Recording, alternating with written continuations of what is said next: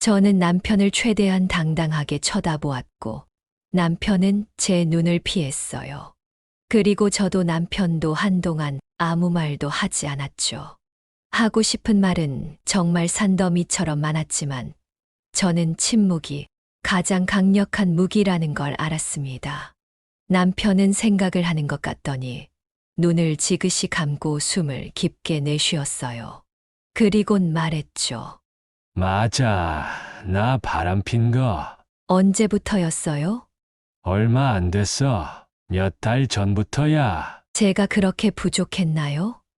아니야. 그건 절대로 아니야. 그저 그 사람이 좋았을 뿐이야. 참 말을 쉽게 하네요.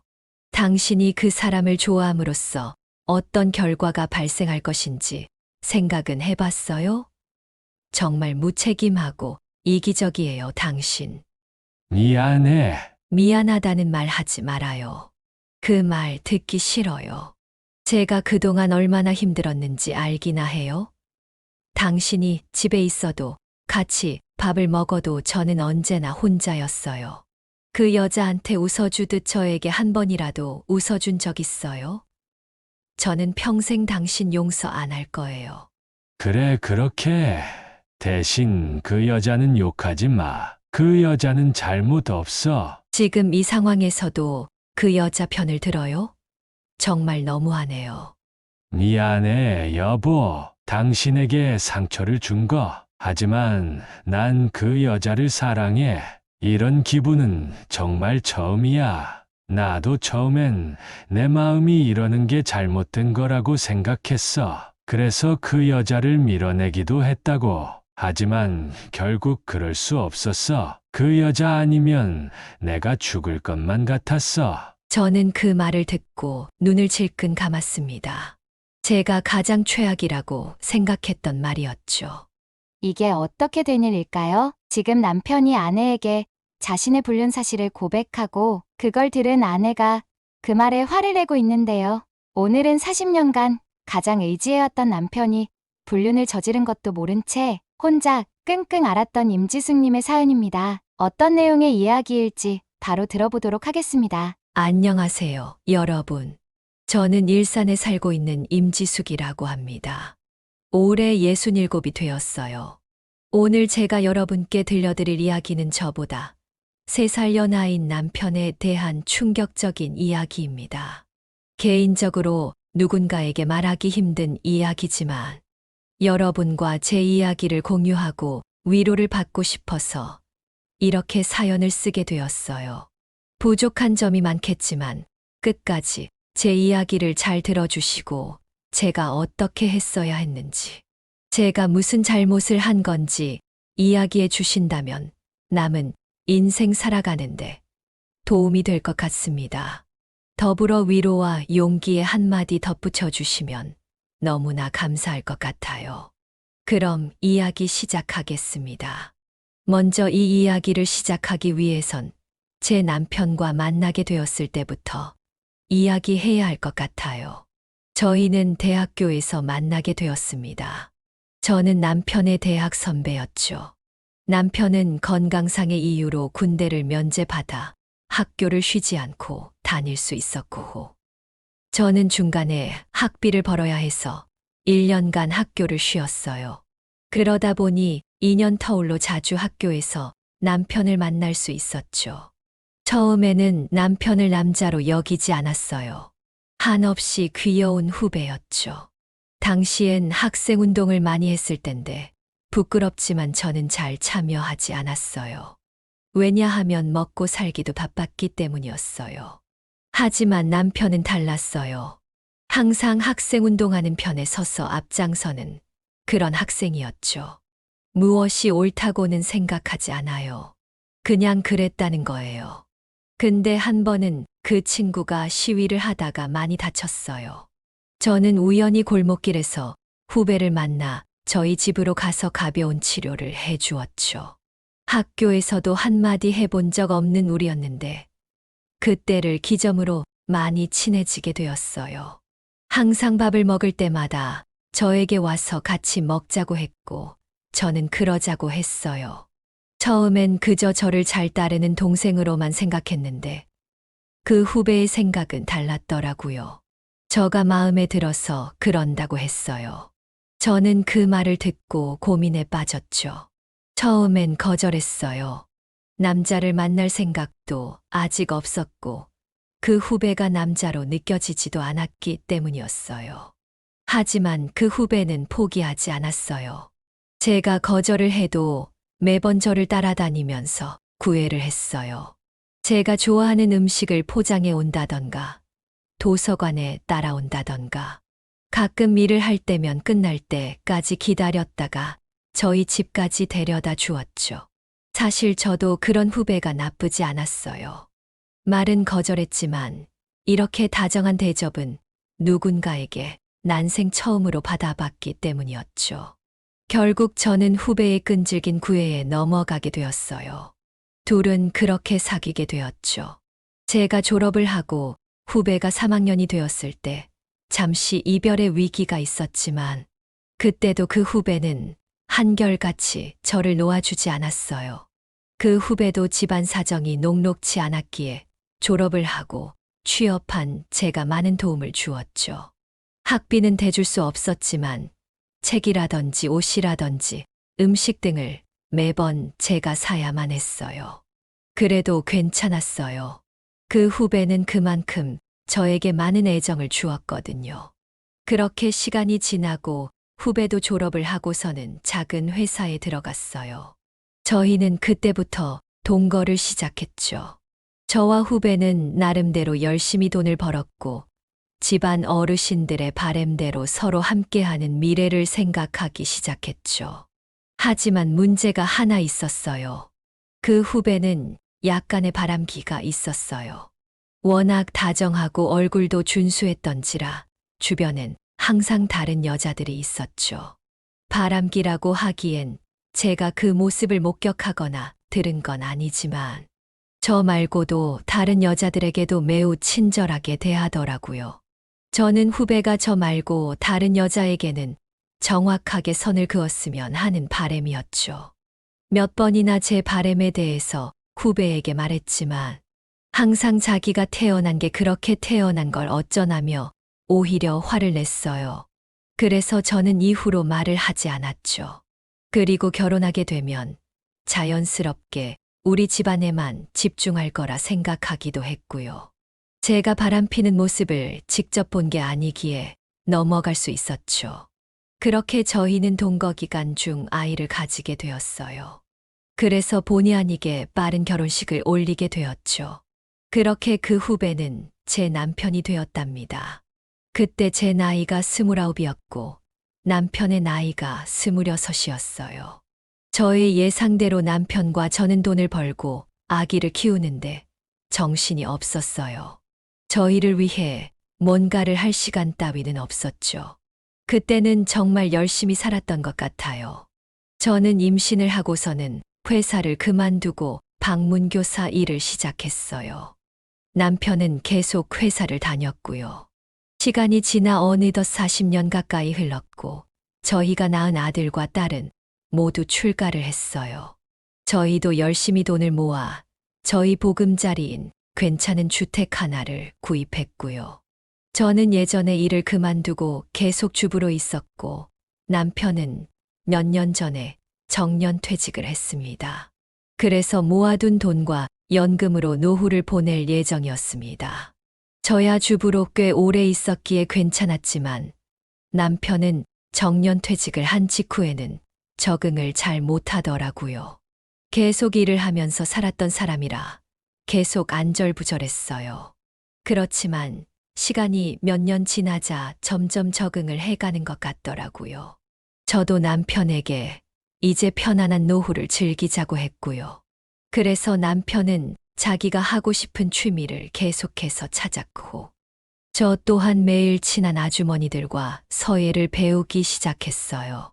그러다가 지금은 캘리그라피에도 관심이 생겨서 또 배우고 있죠. 제가 이전부터 손으로 뭔가를 하는 것을 좋아했거든요. 남편은 저와는 다르게 바깥 활동을 좋아하더라고요. 이전에는 같이 뭔가를 하면 좋지 않을까 생각해서 취미를 맞춰볼까 했지만 아무리 해도 둘의 성향은 너무나 다르더군요. 함께하기 위해선 누군가 희생을 해야 하는 구조였어요. 그래서 그만두자고 했죠. 서로 즐겁게 하고 싶은 거 하다가 저녁에 만나 하루를 공유하는 삶도 나쁘지 않을 거라 생각했거든요. 그래서 저희는 매일 아침 함께 밥을 먹고 취미 생활을 하고 와서는 저녁에 집에서 저녁을 먹었어요. 남편은 운동이라면 손을 대지 않은 게 없었습니다. 골프, 수영, 달리기, 등산, 헬스 등등이요. 그래서 새로운 취미를 할 때마다 매번 다른 장비들로 옷방이 가득 찼죠. 저는 그래도 뭐라 하기 싫었어요. 남편이 원하는 것이니까요. 다만 저희 둘에게는 암묵적으로 규칙이 있었어요. 일주일의 주말 하루는 서로를 위해 시간을 쓰는 거예요. 그게 부부 생활에 도움이 된다고 들었거든요. 저희는 그래서 주말마다 가까운 동산에 산책을 가기도 하고, 단풍놀이를 가기도 하고, 여름엔 계곡으로 놀러 가기도 했어요. 그리고 집 가까이에 문화센터가 있어서 그곳에 자주 가서 사람들과 어울리며 책도 읽고 영화도 봤죠. 저는 이런 삶이 너무나 좋았어요. 매번 여유로웠고 평안했으니까요. 저는 이렇게 살다가 편안하게 죽으면 더 바랄 것이 없겠다고 평소에 생각해왔습니다. 하지만 제 바램대로 인생이 흘러가지는 않더라고요. 어느 순간부터 저와 남편의 규칙이 깨지기 시작했습니다. 서로 약속한 건 아니었지만 남편은 매번 함께한 토요일에도 동호회에 나가기 시작했어요. 남편이 몇 달 전부터 시작한 자전거 동호회였죠. 남편은 평소에도 자전거를 타고 싶었다며 꽤 비싼 자전거와 장비들을 구입했죠. 저희 사정에 비해 너무 큰 지출이었지만 남편은 한 번 사면 평생 쓴다며 저를 설득했고, 그래서 저도 허락해 주었죠. 저도 사실은 좋았어요. 남편이 다른 것 하는 것보다 운동을 하는 것이니 건강도 좋아지는 건전한 활동이라고 생각했기 때문이었어요. 처음엔 한 달에 한 번 정도였습니다. 저는 당연히 그럴 수 있다고 생각했죠. 하지만 어느샌가부터 2주에 한 번으로 줄어들더니 이제 매주 토요일마다 자전거 동호회에 나갔죠. 남편은 자전거를 타러 갈 때마다 너무 행복한 얼굴로 나갔습니다. 저는 남편에게 서운했지만 그런 행복한 얼굴을 하고 나가는 남편에게 표현할 수는 없었어요. 하지만 점점 남편의 행동에서 이상한 낌새가 느껴지기 시작했습니다. 나갈 때마다 계속 자신의 외모에 신경을 많이 썼죠. 안 쓰던 향수까지 뿌리고 매번 빗으로 머리를 손보고 나갔어요. 저는 어차피 헬멧을 쓰는데 뭐하러 머리를 빗냐고 말했고 남편은 그냥 웃음으로 답했죠. 그것뿐이 아니었어요. 남편이 휴대폰을 평소에 너무나도 자주 보는 거예요. 워낙 바깥 활동을 좋아하는 양반이라 휴대폰이랑 먼 사람이었는데 말이에요. 밥을 먹을 때도 자기 전에도 화장실에 갈 때도 휴대폰을 들고 들어갔죠. 저는 한 번 밥을 먹을 때 남편에게 물었어요. 여보, 밥 먹고 봐요. 그렇게 재밌어요. 뭘 보길래 그렇게 웃음꽃이 활짝 폈어요. 저도 같이 좀 봅시다. 별거 아니야. 그냥 재밌는 글이 있길래 읽는 거야. 글이요? 평소에 책 한 권도 읽지도 않는 양반이 무슨 글이요? 있어 그런 게 그냥 소설 같은 거야. 신경 쓰지 마. 글 읽는 건 좋지만 밥 다 먹고 봐요. 알겠어. 당신도 얼른 먹어. 남편은 이후로도 휴대폰을 자기 몸의 일부처럼 항상 지니고 다녔어요. 저도 볼 생각은 아니었지만 너무 지나치다고 생각했어요. 한 번은 제가 남편의 휴대폰이 울려서 남편에게 휴대폰을 가져다 주려고 했던 적이 있었어요. 별 생각 없이 말이에요.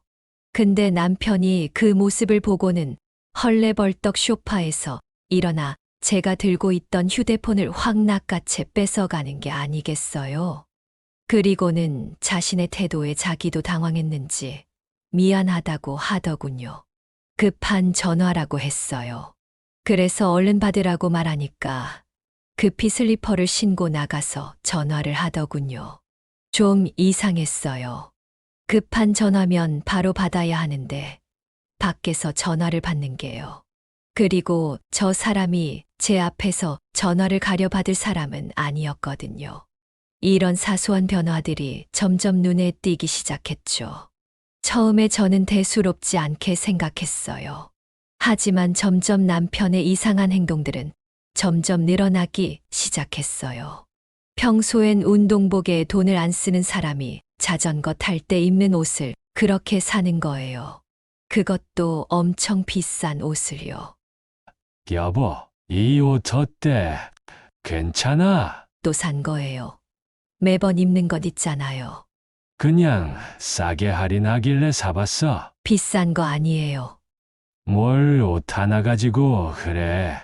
당신도 원하는 거 하나 사면 되잖아. 자전거만 있으면 되지 무슨 동호회가 이렇게 돈이 많이 들어요. 또 다른 날엔 헬멧과 신발을 사오더라고요. 여보, 이건 또 뭐예요? 산지 얼마나 됐다고 또 샀어요. 이쁘잖아. 이런 걸 신어줘야 자전거 탈 맛이 난단 말이야. 그래도 그렇지. 뭘 이렇게 신경을 많이 써요. 우리 동호회 사람들은 다 멋진 옷 입고 타는데 그럼 나만 싸구려 옷 입고 타란 말이야. 어떻게 그래? 당신이 좀 이해해줘. 내가 허튼 곳에 돈 쓰는 거 아니잖아. 저는 그런 남편의 말을 그냥 들어주었죠. 남편 말대로 차라리 이렇게 건전한 곳에 돈을 쓰는 게 낫겠다 싶어서요. 하지만 그 이후로도 남편은 많은 것들을 사기 시작했어요. 평소엔 로션 하나만 바르는 사람이 스킨, 앰플, 수분크림, 선크림까지 저보다 더 많은 화장품을 사서 바르기 시작했고 향수까지 샀어요.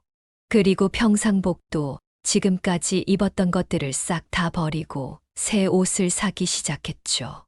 그리고 매일 아침과 저녁마다 거울에 서서 우통을 벗고 자신의 몸을 이리저리 보기 시작했어요. 이런저런 포즈를 취하며 자신의 몸이 괜찮냐면서 계속 저에게 물었죠. 저는 그런 남편이 조금은 이상하다고 생각했어요.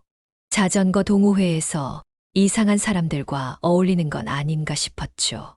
순수한 남편을 그 사람들이 이거 사라, 저거 사라, 몸 좀 이쁘게 만들어라 등 쓸데없이 보채는 거 아닌가 걱정이 되었어요.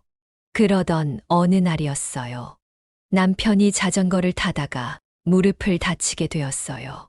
심각한 부상은 아니었지만 2주 동안은 자전거를 타지 못했죠.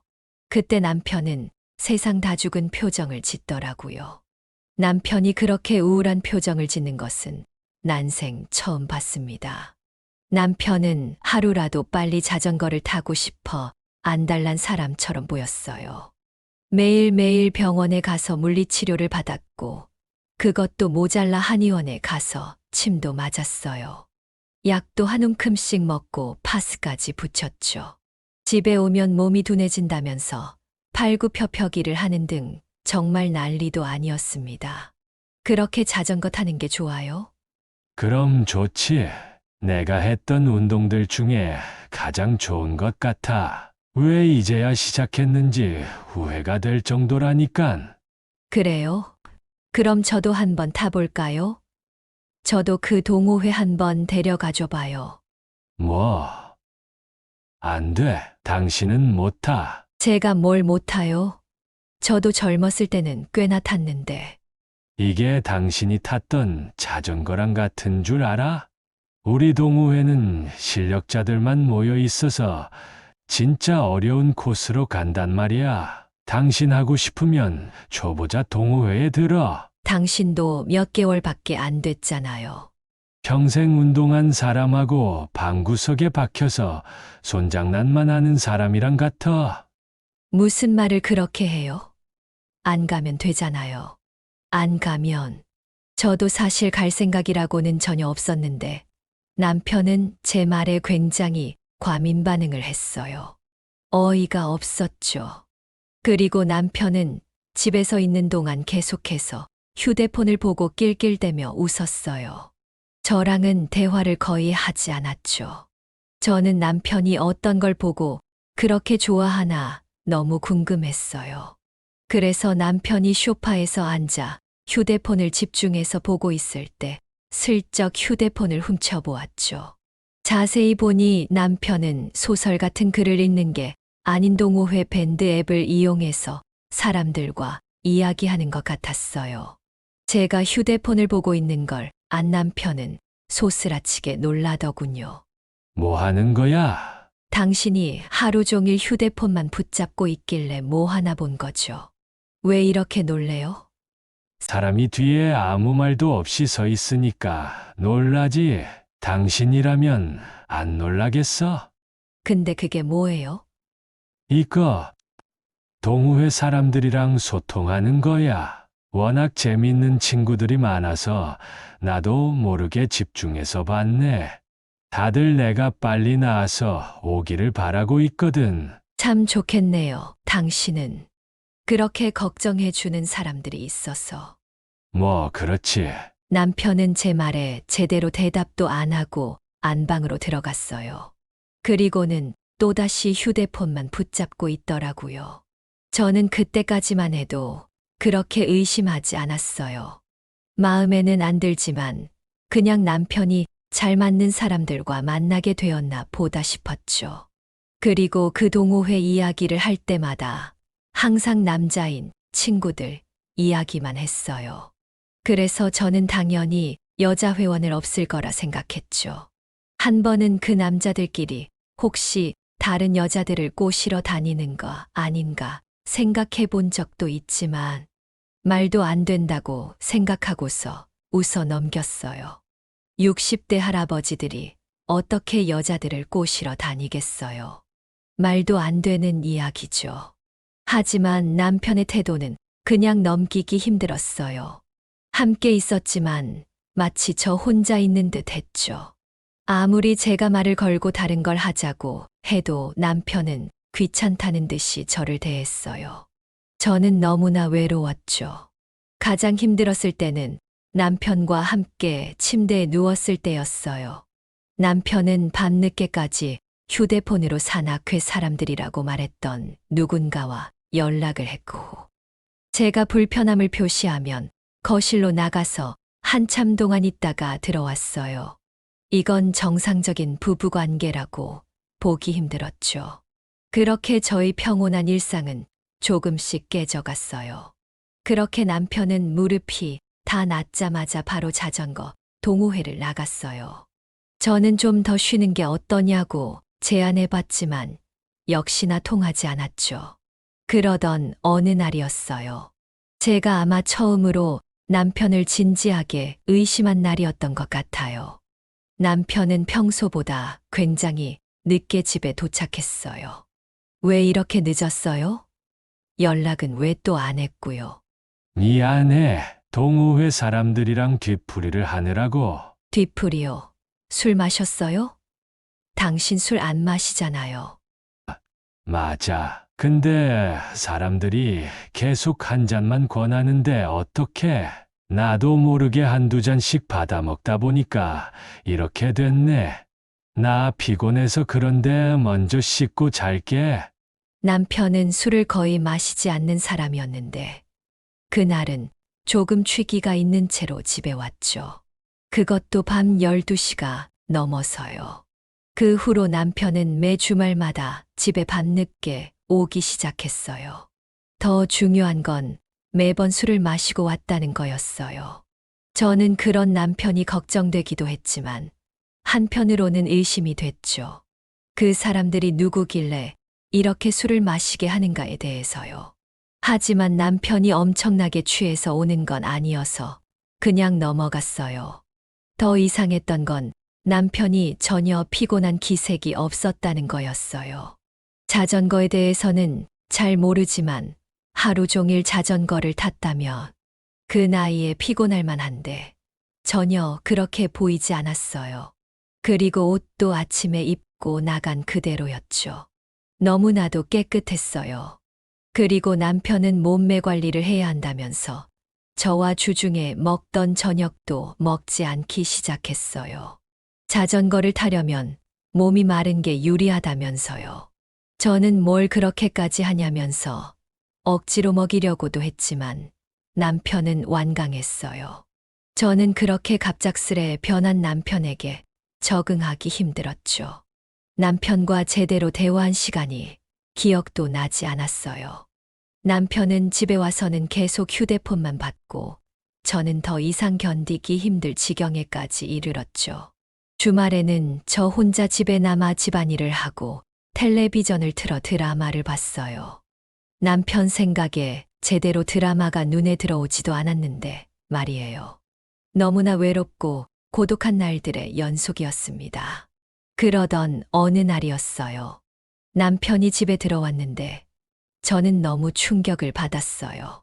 그 이유는 남편이 완전히 다른 사람이 되어 있었기 때문이었습니다. 남편은 눈썹 문신에 머리도 밝은 갈색으로 염색을 했어요. 피부도 어떤 시술을 받았는지 울그락불그락했죠. 저는 말문이 막혔죠. 당신 그게 뭐예요? 도대체 뭐 하고 온 거예요? 아, 이거. 요즘 유행이라고 해서 좀 해봤어. 아니, 그래도 그렇지. 당신 나이에 그런 게 뭐가 필요해요? 자연스럽게 늙어가는 게 멋있는 거죠. 좀 멋있으면 멋있다고 해주면 안 돼. 당신이나 그렇게 살아. 나는 젊게 살 테니깐. 아무리 그래도 그렇지. 저에게 말도 안 하고 이러는 게 어딨어요? 내가 일일이 당신한테 허락을 맡아야 해. 내 얼굴에다가 하는 건데, 내 마음인 거지. 우리 동호회 사람들은 다 했어. 필요하면 당신도 하면 되잖아. 저는 남편의 말에 더 어이가 없었어요. 예순이 훨씬 넘은 할아버지가 염색에 피부과 치료에 눈썹 문신까지 하다니요. 분명 뭔가가 있는 거였어요. 동호회 사람들이 누구길래 우리 남편을 이렇게 바꿨는지 전 알아야만 했습니다. 저는 남편의 휴대폰을 몰래 볼 날만 기다려왔어요. 남편은 정말 휴대폰을 몸에 붙이고 다니는지 절대로 쉽게 휴대폰을 그냥 놔두지 않더군요. 그러던 어느 날이었어요. 남편은 그날도 거실에서 휴대폰을 하다가 안방에 들어왔어요. 그러다 제가 자는 걸 확인하고는 휴대폰을 하다가 그대로 잠이 들었죠. 저는 1시간 동안 자는 척을 했고 남편이 코를 고는 걸 확인하고는 옆에 충전해둔 휴대폰을 슬쩍 빼서 거실로 나왔어요. 저는 항상 남편이 들어가는 어플을 눌렀어요. 그곳엔 남편이 말했듯이 여러 사람들이 있는 것 같더라고요. 여러 공지사항이나 당일에 찍은 사진들, 여러 개인적인 이야기들이 적혀 있었어요. 근데 사진을 보니 저와 동년배로 보이는 여성분들이 많더라고요. 저는 거기서 처음으로 놀라게 되었습니다. 지금까지는 남자들만 있는 동호회인 줄 알았거든요. 다만 남편이 저에게 그 사실을 숨긴 것은 아니었기 때문에 괜찮았어요. 하지만 중요한 건 개인 메시지 창이었어요. 그곳엔 남편이 개인적으로 동호회 사람과 연락한 내용이 있었어요.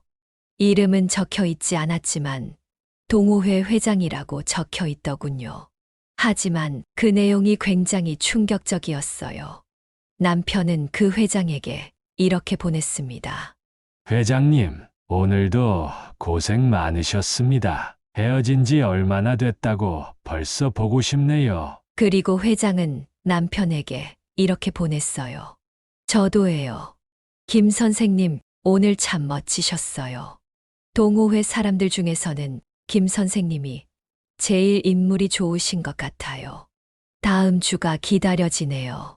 저는 그 내용을 보고 어떻게 받아들여야 할지 혼란의 도가니에 빠졌습니다. 손이 덜덜 떨려 휴대폰을 놓치고 말았죠. 어떻게 동호회 회장과 회원이 이런 대화를 나눌 수 있는지 이해가 되지 않았어요. 남편은 휴대폰 떨어뜨리는 소리를 들었는지 급히 안방에서 나오는 소리가 들렸어요. 저는 깜짝 놀래 재빨리 휴대폰을 주워서 탁자 위에 두고는 소파에서 자는 척을 했어요. 남편은 거실에 나와 자는 저를 보고 제 얼굴에 대고 손을 흔들어 자는지 확인을 했죠. 그리곤 탁자에 있는 휴대폰을 들고 다시 안방으로 들어갔어요. 심장이 터질 것만 같았어요. 이 상황을 어떻게 받아들여야 하는지 도통할 수가 없었죠. 하지만 그래도 아직 심증만 있는 것이었지 물증이 있는 건 아니었어요. 제가 무고한 남편을 의심하는 걸 수도 있으니까요. 저는 그 동호회 회장이 도대체 누군지부터 알아야겠더라고요. 그렇게 다음 날이 되었고 저는 아침 일찍 일어나 아침을 차렸어요. 남편은 아무 말 없이 식탁에 앉아 숟가락을 들었죠. 그리고는 저에게 물었어요. 어저께 왜 거실에서 잤어? 잠이 안 와서요. 소파에 앉아서 이런저런 생각하다 보니까 저도 모르게 잠이 들었네요. 날씨가 요즘 따뜻해서 망정이지 추웠으면 당신 입 돌아갔어. 네, 조심할게요. 그리곤 다시 밥을 먹었어요. 저는 제 목까지 차오르는 질문을 해야 할까 말까를 계속 고민했죠. 하지만 묻지 않으면 저는 계속해서 남편을 의심해야 하는 상황이었어요. 그래서 저는 남편에게 물었죠. 당신 동호회에도 회장님 있죠? 있지. 그건 왜? 아니요. 그냥 궁금해서요. 어떤 분이세요? 회장님이 어떤 분인지 당신이 왜 궁금해? 궁금할 수도 있죠. 좀 말해줘요. 회장님이 회장님이지 뭘. 말할 게 뭐가 있어. 여자예요? 남편은 제 질문에 잠시 멈칫했어요. 그리고 시선을 떨군 채 저를 보지 않고 말하더군요. 응, 여자애야. 전 당연히 남잔 줄 알았네요. 왜 여자라고 말 안 했어요? 말할 필요가 뭐가 있어. 남자든 여자든 그게 뭐가 중요해. 그게 당신한테 무슨 상관이라도 있나? 남편의 그 말에 저는 아무 말도 할 수 없었습니다. 저는 휴대폰에 있는 내용에 대해서 물어보고 싶었지만 그럴 수 없었어요. 그 이야기는 제가 확실한 증거가 있어야만 할 수 있었죠. 지금 그 이야기를 꺼내봤자 저만 이상한 사람이 될 것이 뻔했어요. 남편은 후다닥 밥을 먹고 자리에서 일어나더군요. 그리곤 불편한지 밖으로 나가버렸어요. 그래서 저는 다른 방법을 찾아야만 했습니다. 양심에는 찔렸지만 분명 남편의 행동은 너무나 부자연스러웠어요. 그건 40년 넘게 같이 산 저기에 알 수 있었죠. 그래서 저는 인터넷에 알아보기 시작했어요. 남편의 불륜에 대해서요. 알아보다 보니 흥신소 홈페이지가 나오더라고요. 아직도 이런 곳이 있나 했습니다만 지금 물불을 가릴 때가 아니었습니다. 저는 고민하다가 결국 그곳에 전화를 걸었어요. 여보세요. 네, 고객님, 안녕하세요. 무슨 일로 전화를 주셨나요? 네. 상담을 받고 싶어서요. 어떤 고민이 있으신데요? 사실 제 남편이 바람을 피는 것 같아서요. 그럼 잘 찾아오셨습니다. 남편분 나이가 어떻게 되시죠? 60대 중반입니다. 꽤 나이가 있으시네요. 이런 경우가 많나요? 제가 이곳에 전화한 것이 잘하는 짓인지 모르겠어서요. 고객님, 전화 잘하신 거예요. 바람은 누구에게나 부니까요. 오히려 나이 드신 분들이 세차게 부는 바람에 약한 법이죠. 저희가 그 고민 확실하게 처리해 드리겠습니다. 그 사람의 목소리는 저에게 큰 안정감을 주었어요. 그래서 저는 그날 당장 상담을 받으러 갔고 거기서 자초지종을 설명했죠. 설명을 다 들은 흥신소 남자는 저에게 말했습니다. 보통 이런 경우에 불륜일 가능성이 높아요. 저희가 미행을 해서 증거를 전달 드리는 거야 어렵지 않습니다만 그 전에 여쭤봐야 할 게 있어요. 그게 뭐죠? 만약 불륜이 아니라면 어떻게 하실 생각이세요? 그리고 만약 불륜이 맞다면 어떻게 하실 거죠? 저는 그 이야기를 듣고 무척 당황스러웠어요. 정말 생각해보지 못한 부분이었기 때문이었어요. 저는 한참 동안 대답을 하지 못했죠. 흥신소 남자는 저에게 말해 주었어요. 일단 작업은 들어가겠습니다. 주말에만 나가신다고 했으니 2주에서 한 달 정도 걸릴 겁니다. 다만 그 전에 제가 말했던 그것에 대해서는 미리 마음의 준비를 해두세요. 보통 고객님들이 생각을 안 하시고 진실만 아시려 하다가 나중에 큰 코 다치시거든요. 상처받을 마음의 준비를 해두세요. 집으로 돌아오는 길에 저는 정말 제가 잘한 것인지 죄책감이 들었습니다. 하지만 이제 돌이킬 수 없었죠. 저는 저녁이 돼서야 집에 도착했고 남편은 제가 왔는데도 어딜 갔다 왔는지 묻지도 않더군요. 그날은 정말 길었어요. 저는 잠에 들 때까지도 흥신소 남자가 말했던 것을 계속해서 생각했죠. 남편이 불륜이 아니라면 저는 평생 남편에게 미안해야 할 것이었고, 불륜이 맞다면 남편을 용서해야 할지, 이혼을 해야 할지 결정해야 했어요.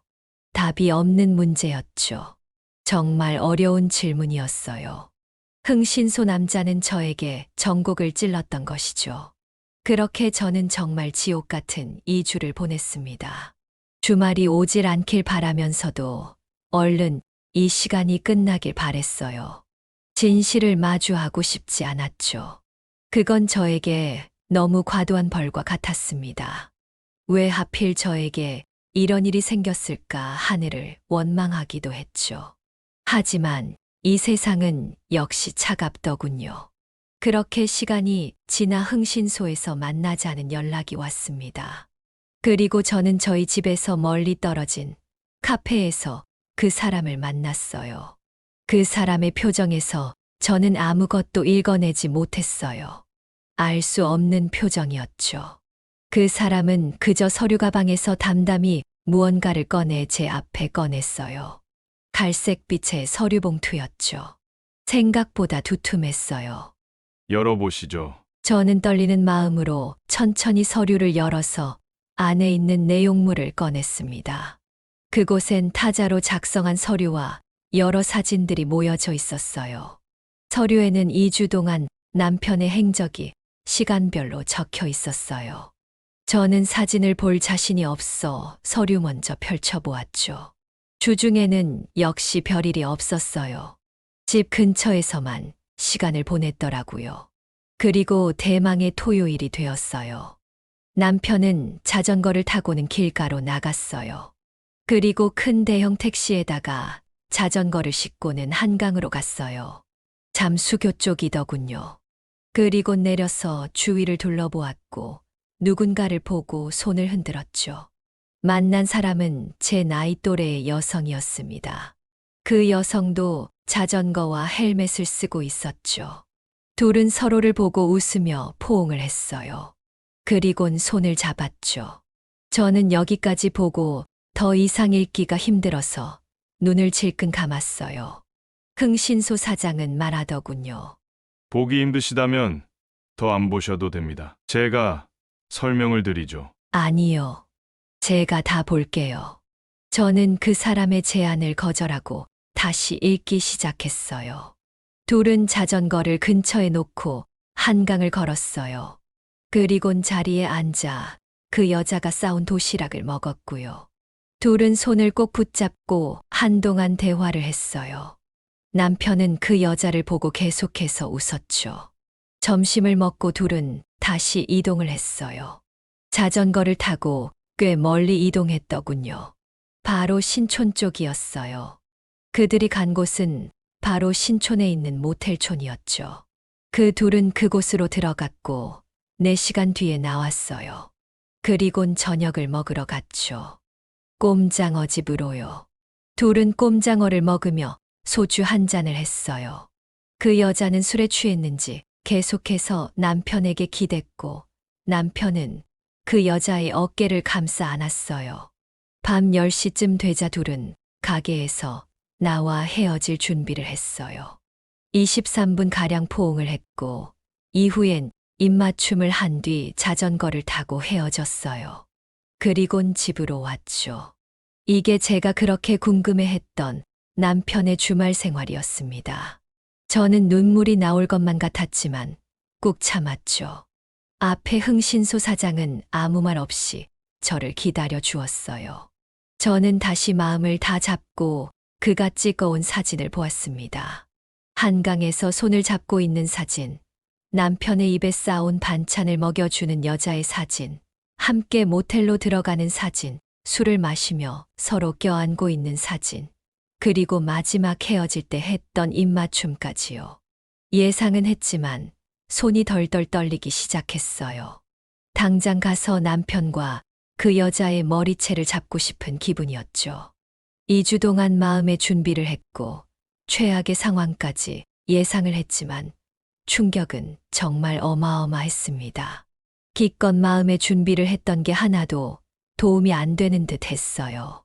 저는 너무 답답하고 억울한 마음에 흥신소 사장에게 물었습니다. 제가 왜 이런 일을 당해야 하죠? 제가 무슨 잘못을 했길래? 사장은 아무 말도 하지 않았어요. 이제 제가 어떻게 해야 할까요? 다른 사람들은 어떻게 하죠? 어떻게 해야 할지 모르겠어요. 그러자 흥신소 사장은 말했습니다. 저는 고객님과 고객님이 의뢰한 분에게 어떠한 가치 판단도 하지 않습니다. 그게 제 철칙이죠. 다만 그건 말씀드릴 수 있을 것 같네요. 지금까지 제가 맡아서 했던 비슷한 계열의 일들은 수없이 많습니다. 그 말은 이런 일을 의뢰한 고객님들도 수없이 많다는 거겠지요. 그분들은 지금 어떻게 살고 있을 것 같으십니까? 모르겠어요. 아마 인생이 망가진 채 살고 있지 않을까요? 과연 그럴까요? 물론 제가 고객님 모두의 일상을 아는 건 아니겠지만 의뢰하고 몇 년 뒤 대부분 저에게 다시 연락을 하십니다. 그때 고마웠다면서요. 지금은 잘 살고 있다고요. 아마 고객님도 그렇게 되실 겁니다. 저는 그 이야기를 듣고 한동안 멍하게 있었어요. 어떻게 이혼하고 나서도 행복할 수가 있는지 이해가 되지 않았어요. 하지만 어딘가 한 대 맞은 듯한 기분이 들었습니다. 흥신소 사장은 마지막 말을 하고 자리를 떴어요. 잔금은 전에 보내주신 계좌로 보내주시면 됩니다. 그분들이 갔던 영수증도 혹시 몰라 모아놨지만 아마 이걸로도 증거는 충분하겠죠. 잘 생각해 보시고 좋은 결정 내리셨으면 합니다. 그리고 기억하세요, 고객님. 남편의 인생이 고객님의 인생은 아닙니다. 저는 그가 떠난 이후로 꽤 오랜 시간 동안 카페에 앉아 있었어요. 집에 가는 저의 발걸음은 정말 천근만근이었죠. 그의 말대로 증거는 차고 넘쳤습니다. 이제 결단을 내려야 할 순간이었죠. 제가 2주간 생각하며 다짐한 마음은 바로 남편이 바람을 피운 게 맞을 시 이혼하는 것이었습니다. 하지만 현실을 마주하니 그렇게 쉽지 않더라고요.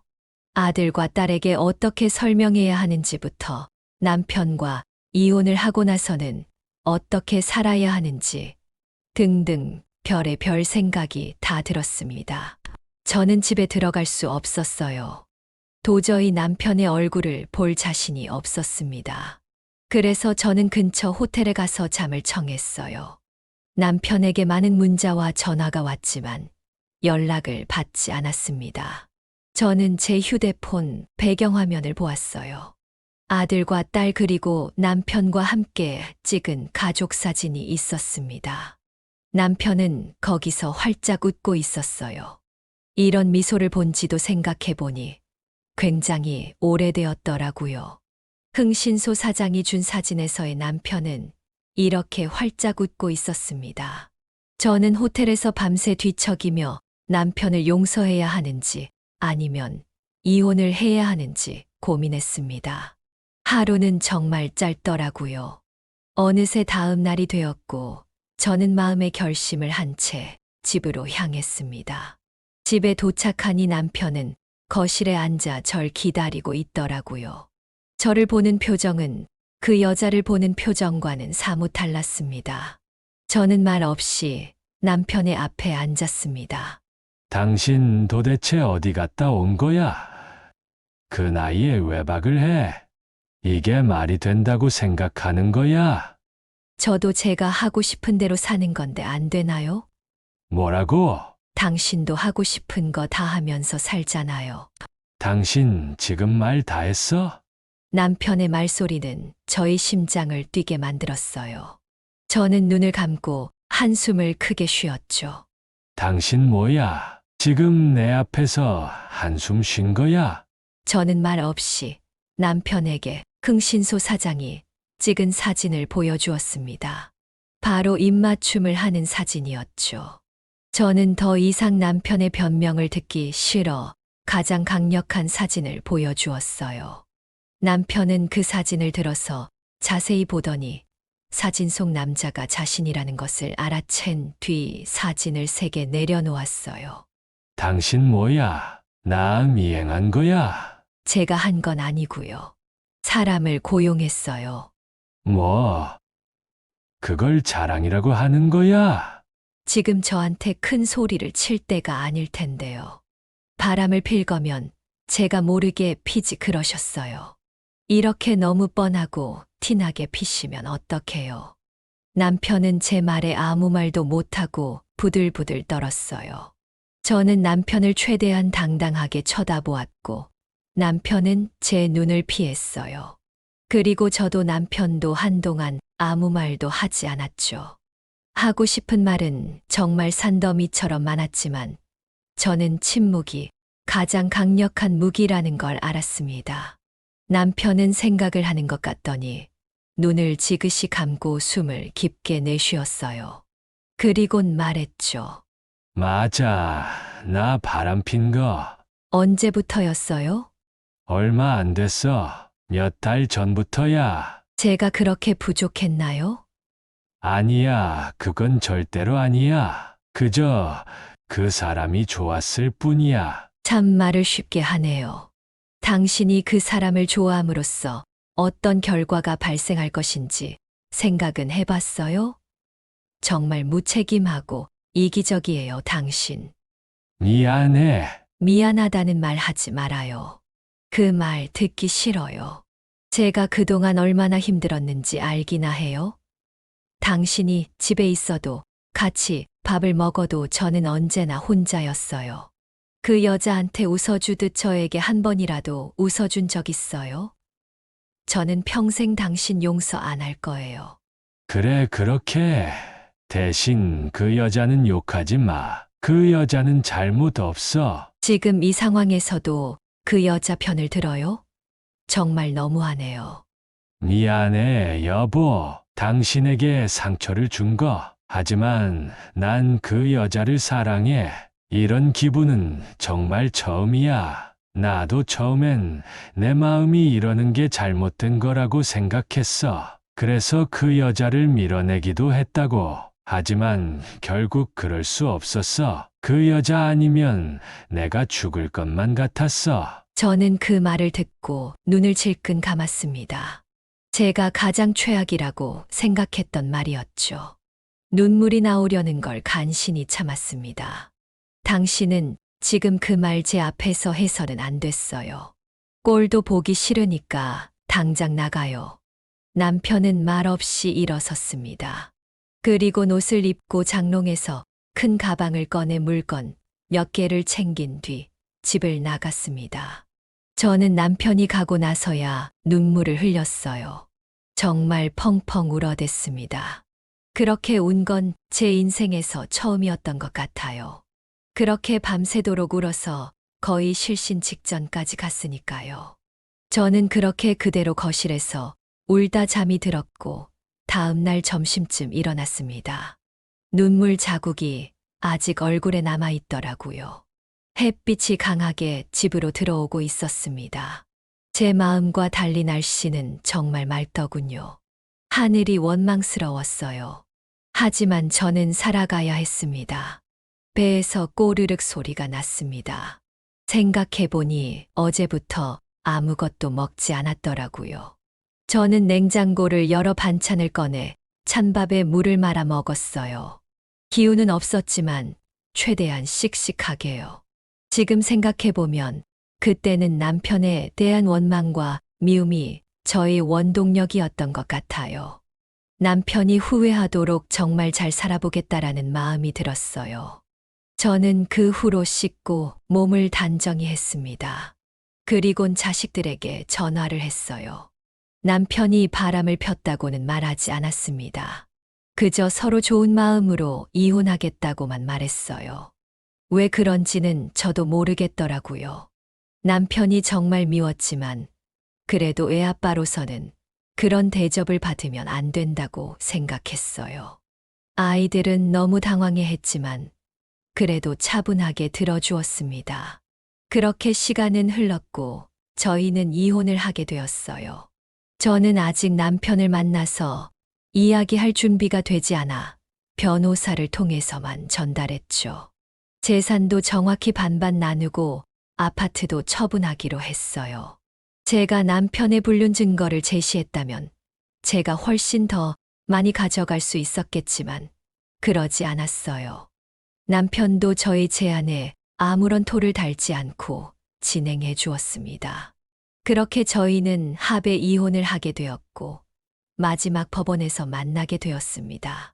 그리 감정 가득한 이야기는 하지 않았어요. 서로 아무 말 없이 마지막 서명을 한 뒤 법원에서 나왔습니다.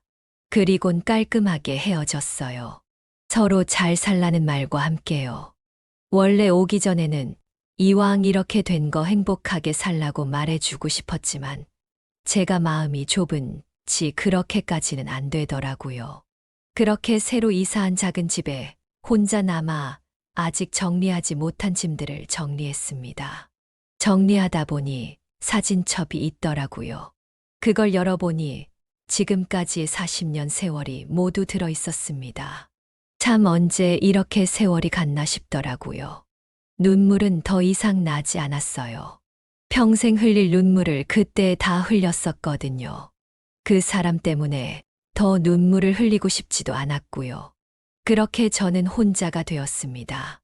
아이들은 저와 남편이 왜 헤어졌는지 묻지 않아 주었어요. 그건 참 고맙더라고요. 그래서 가끔 제가 외로울까봐 자주 찾아주었습니다. 그리고 몇 달이 지나 남편이 그 여자와 재혼을 했다는 소식을 들었습니다. 자식들은 그 결혼식에 참석한다고 하더라고요. 저는 물론 가지 않았습니다. 저는 아이들에게 웃으며 다녀오라고 했죠. 저는 처음 혼자 남았을 땐 뭘 하고 지내야 하나 고민을 했어요. 반평생 같이 산 사람이 있다가 없으니까 정말 허전하더군요. 그럴 땐 라디오를 듣거나 텔레비전을 봤어요. 그리고 유튜브로 사연을 많이 들었습니다. 다른 분들도 저는 비교가 안 될 만큼 힘든 일을 많이 겪으셨더라고요. 그렇지만 사연자분들이 거기서 주저앉지 않고 다시 삶을 향해 힘차게 나아가는 모습을 보고 저도 그래야겠다고 생각했어요. 그래서 저는 제가 좋아하는 캘리그라피와 공예를 시작했어요. 손재주가 있어서 금방 늘었죠. 그래서 매일매일 공방에 가서 작업을 했어요. 그리곤 주말에는 근처 공원에 가서 작업한 글과 공예품을 싼 가격에 팔았어요. 거의 재료값만 받고서는요. 돈이 필요해서가 아닌 사람들과 교감하고 싶어서였어요. 여기에 집중하면서 사니 삶도 별거 없더라고요. 그냥 이렇게 살다 가도 나쁘지 않겠다 싶었어요. 그렇게 1년이란 시간이 지나갔어요. 저는 추운 겨울 때만 빼고 매일 공원에 갔어요. 처음엔 웬 할머니가 공예품을 팔고 있으니 사람들이 이상하게 봤지만 곧 그곳의 마스코트가 되었답니다. 자주 젊은 처자들이 물건을 사러 왔고 제 또래 할머니들 중에서도 단골이 생겼어요. 그러다 보니 어느새 제가 공원에 가면 제 주변에 많은 사람들로 둘러싸였죠. 그렇게 저는 제 또래 친구들과 세상 이야기를 하며 하루하루를 보냈습니다. 그리고 요즘에 친구들과 가장 많이 하는 말이 한 할아버지의 대한 이야기입니다. 매번 같은 장소에 와서 친구분들과 장기를 두는 분이 계시거든요. 근데 그분은 매번 제 가판대에 와서 구경만 하고는 집에 가세요. 왠지 저에게 말을 걸고 싶어 하시는 것 같은데 부끄러워 하시는 것 같았죠. 저와 친한 동생은 저에게 그 사람이 저를 좋아하는 것 같다고 했습니다. 저는 말도 안 된다고 했지만 어느새 제 머릿속에도 그 할아버지로 가득 차더군요. 하지만 제가 먼저 말을 걸 수 있나요? 남자가 먼저 걸어야죠. 그래서 며칠 전에 그 할아버지가 왔을 때 저는 발로 그 할아버지를 툭 쳤어요. 그 할아버지는 무슨 뜻인지 알아들었는지 씩 웃더군요. 저는 그분의 이름을 물었고 그분도 저의 이름을 물었어요. 서로 1년간 지나치며 봤지만 이렇게 이야기를 한 건 처음이었죠. 저도 이런 감정이 든 건 처음이었어요. 정말 따뜻한 무언가가 가슴에 생긴 듯 했어요. 제 전 남편도 이런 기분이었을까 생각이 들더라고요. 때 마침 제 앞으로 자전거를 타는 커플이 지나갔어요. 그래서 저는 그 할아버지에게 물었어요. 우리 자전거나 탈까요? 자전거요.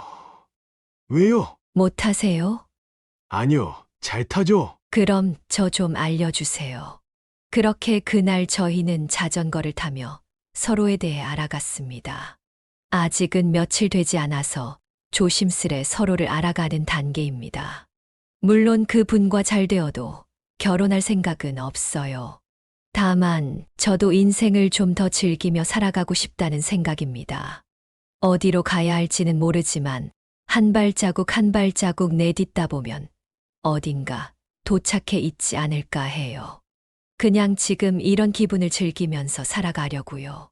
저는 이렇게 살아가고 있습니다. 여러분은 어떻게 살고 계시나요? 저와 비슷한 또래분들은 어떻게 살고 계신지 궁금하네요. 제 이야기는 여기까지입니다. 제 이야기를 듣고 제가 어떻게 했어야 했는지, 잘 못한 게 없는지 말씀해 주시면 고맙겠습니다. 또 제 뒤의 인생은 어떻게 살아야 할지도 많은 조언 한마디 해주시면 마음 속에 간직하겠습니다. 지금까지 제 이야기를 들어주셔서 감사합니다. 행복하세요. 네, 오늘 이야기는 어떠셨나요? 오늘 이야기를 듣고 어떻게 생각하시는지 어머님, 아버님의 생각을 댓글로 공유해주세요. 저는 또 다른 사연으로 찾아뵙겠습니다. 좋아요, 구독, 알람 설정을 통해 앞으로도 따뜻한 정을 나눌 수 있게 함께 해주세요. 어머님, 아버님의 삶의 지혜와 경험을 나눌 수 있는 통로가 되겠습니다. 오늘도 인생을 바꾸는 관점을 통해 사연을 들어주셔서 감사합니다.